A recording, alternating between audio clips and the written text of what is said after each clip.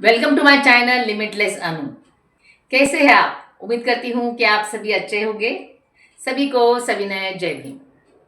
आज महाबोधि मुक्ति आंदोलन जैसे कि धरना आंदोलन के रूप में ये शुरू था, उसको आज हो रहे 200 यानी 202 दिन आज होंगे। और कल 31 अगस्त के दिन माननीय आकाश लामा भंते विनाचार्य जो दो टीम में है ऐसे आप सोच रहे थे, लेकिन उनका मकसद था बीटी एक्ट निरस्त करना, महाबोधि महाविहार को बीटी एक्ट से मुक्त कराना। और ये दो महाबोधि के सेनानी एक ही मंच पर 31 अगस्त के दिन थे नागपुर में। ये है आज की बड़ी पहली ताज़ा अपडेट। ये है आज के वीडियो की खुश खबर कि जो हमारे दोनों सेनानी थे वो महाबोधि मुक्ति आंदोलन के लिए एक ही मंच पर आ गए। 31 अगस्त के दिन नागपुर के आयोजकों ने भंते सुरेश साई के अध्यक्षता में माननीय आकाश लामा जी भंते विनाचार्य और उनके गुरु यानी भदंत डॉक्टर चंद्रकीर्ति जो विनाचार्य जी के गुरु है, आकाश लामा जी भंते सुरेश साई जी को अपने गुरु मानते हैं, गुरु शिष्य। ये पूरी गुरु शिष्य की टीम एक ही मंच पर आई और महाबोधि के इस आंदोलन में एकता दिखाई दी। माननीय आकाश लामा ने अपने सादे सरल शब्दों में सभी का दिल जीत लिया। उन्होंने धरने की पार्श्वभूमि बताई, जो भी घटना घट रही थी विस्तृत जानकारी बताई। और भंते विनाचार्य जोशीले है, उनकी एज कम है, वैसे तो लामा जी 50 प्लस है, इसका हिसाब रखते हुए माननीय आकाश लामा जी ने भंते विनाचार्य इनको अपना छोटा भाई कहकर अपने गुरु भदंत डॉक्टर चंद्रकीर्ति के चरण छूने के लिए भी कहा।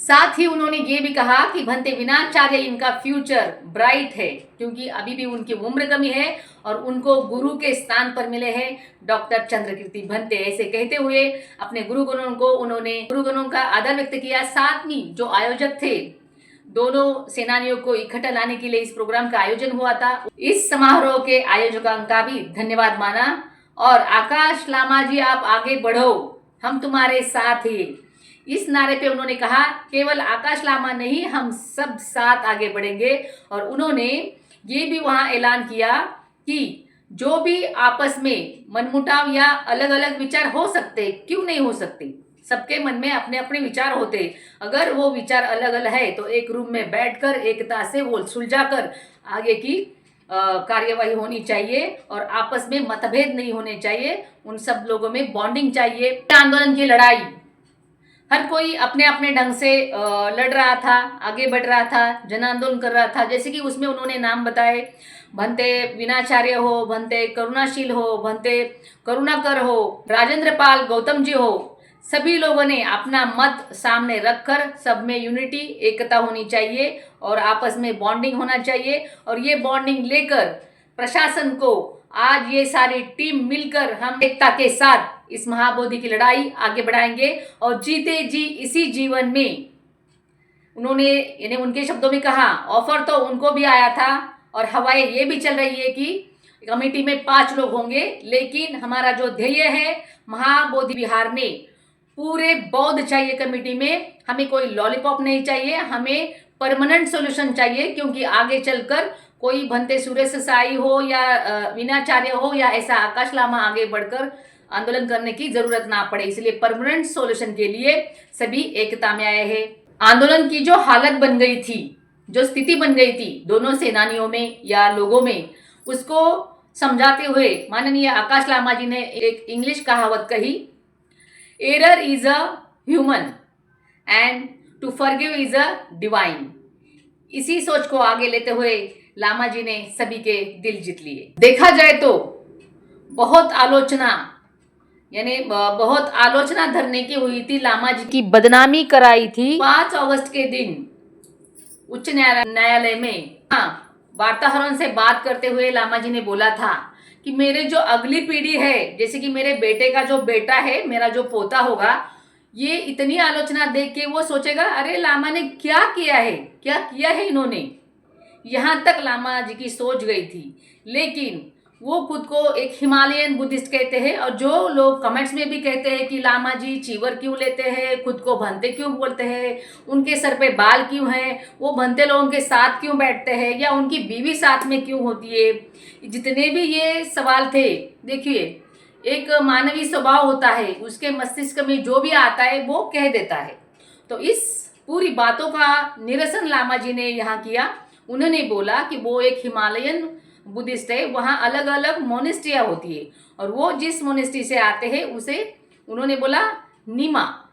उन्होंने उनकी जो बिरादरी है नीमा मोनेस्ट्री बिरादरी, नीमाप्पा ये लुप्पा यानी मोनेस्ट्री से, जैसे कि हमारे परम पूज्य भदंत दलाई लामा जी है, जो नीमा मोनेस्ट्री होती है वहाँ फैमिली में रहते हैं, फैमिली के साथ रहते हैं, ऐसे उन्होंने वहाँ विश्लेषण दिया। जैसे कि उनकी बीवी क्यों साथ है, अगर वो पूरा सर क्यों नहीं मुंडवाते, ये सब बातें उसमें आती है। और देखा जाए तो ये सेनानी उनके काम में इतने व्यस्त है। ये जो आपके सवाल है, सर क्यों नहीं मुंडवाते, बीवी क्यों साथ है, ये वो ये गौण सवाल है। मेन सवाल तो ये है बीटी एक्ट 1949 निरस्त कैसे किया जाए, ये मसला सबके आगे होना चाहिए। लेकिन चलो चलते हैं ये बातें, बाकी सवालों को गौण छोड़कर जो मेन सवाल था, जैसे कि प्रशासन का रवैया ऐसा क्यों है, या बीटी एक्ट के बारे में जो सुनवाई आगे आगे जा रही है ये क्यों जा रही है, ये सवाल लोगों के दिमाग में होने चाहिए। वैसे आपको क्या लग रहा है, क्या ये सवाल सही है कि बीटी एक्ट को सुनवाई में देरी क्यों हो रही है? लामा जी तो कहते हैं उस टाइम यानी 1949 को परिस्थिति वैसी होगी तो ऐसा कानून बन गया, लेकिन आज की तारीख में परिस्थिति कुछ अलग है, इसीलिए ये कानून निरस्त होना चाहिए। साथ ही लामा जी ने ये भी ऐलान किया है कि पिछले साल पटना में सम्राट अशोक मैदान पर उन्होंने अनागरिक धम्मपाल जी की 160वीं जयंती उन्होंने मनाई थी, और वहाँ 135 मेमोरेंडियम उन्होंने मुख्यमंत्री को दिए थे, और साथ में 40,000 सिग्नेचर भी मुख्यमंत्री और प्रधानमंत्री को भेजे थे। लेकिन उसका कुछ भी असर नहीं हुआ है, तो आगे चलकर उनको धरना बिठाना पड़ा। और इस साल उन्होंने सभी भारतीय लोगों को ये ऐलान किया है कि नागपुर में 17 सितंबर के दिन अनागरिक धम्मपाल जी की जो जयंती आ रही है उसका महोत्सव वो नागपुर में मनाएंगे। अभी इस आंदोलन की एकता और आगे का 17 सितंबर का प्रोग्राम नज़र रखते हुए सभी भारतीयों की एकता वहां दिखनी चाहिए। वैसे आपको क्या लग रहा है कमेंट में जरूर बताइए। और इस मंच पर ये दोनों सेनानी इकट्ठे आए हैं, ये बड़ी गर्व की बात है। जैसे कि मैं पहले से बोलते आ रही थी, हमारे सेनानी एक न एक दिन इकट्ठे आएंगे, क्योंकि हमारा बुद्ध धम्म हमें मैत्री, करुणा, एकता, समानता ये शिक्षा देता है।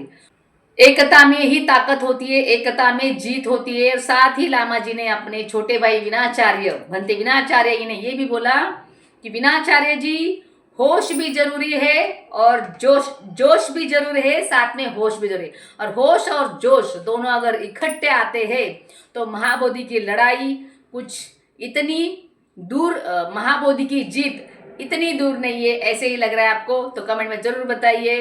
रिपील बीटी एक्ट कमेंट में जरूर लिखिए। महाबोधि के दोनों सेनानी नागपुर में एक मंच पर आए और आगे चलने की रणनीति वो इकट्ठे करेंगे, उनमें बॉन्डिंग रहेगी। ऐसी ही कुछ भावनाएं यहाँ व्यक्त हुए तो आगे ये लड़ाई और तेज होगी, ऐसा ही लगता है। महत्वपूर्ण वीडियो देखने के लिए मैं धन्यवाद नहीं कहूँगी, क्योंकि मैं दिल से धन्यवाद कहूँगी। और ये वीडियो ज़्यादा से ज़्यादा शेयर कीजिए ताकि सभी को ये पता चले कि आंदोलन में एकता आई है, दोनों सेनानी एक ही मंच पर आए हैं।